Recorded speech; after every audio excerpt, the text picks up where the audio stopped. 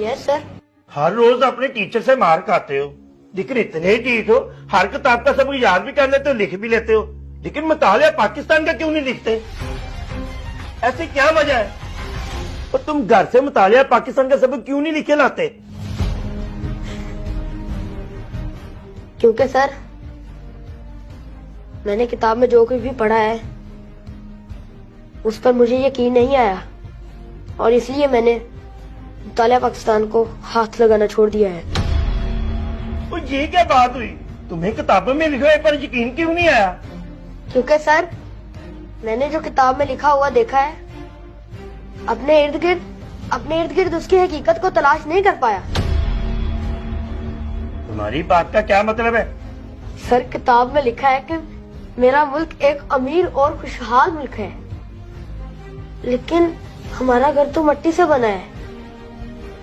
मेरे कपड़े, मेरा बस्ता, मेरी फीस, मेरी किताबें, हत्ता के स्कूल के अखराजात पूरे करने के लिए फंड भी खैराती अदारों की तरफ से मुहैया किए जाते हैं। और तो और मेरे अब्बा रात को रोते हुए मेरी अम्मी से कह रहे थे कि वो बैरूनी मुल्क चले जाएंगे पैसा कमाने के लिए, क्योंकि इस मुल्क में गरीबी और भूख के सिवा और कुछ नहीं।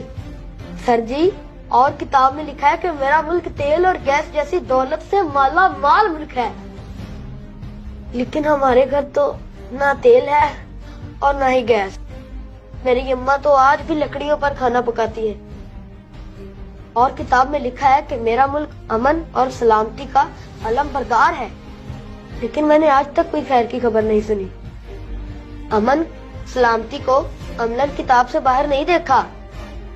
अभी कुछ दिन पहले हमारे हमसाये के घर चोरी हो गई और उनके एक बेटे को गोलियां मारकर भाग गए चोर। और किताब में लिखा है कि मेरा मुल्क बहादुरी और इंसानी तहजीब का गहवारा है, मगर मेरे जहन में एक सवाल घूम रहा है कि मेरा मुल्क अभी तक गहवारे में क्यों है, जबकि दूसरे हमसे आगे बढ़ गए। इसी तरह किताब में यह भी लिखा है कि मुल्क में बसने वाले तमाम शहरी हकूक़ फैज़ में बराबर हैं, लेकिन मैं बहसियत इंसान या इस मुल्क का शहरी होने के नाते अभी तक अपने बुनियादी हकूक़ से महरूम हूँ।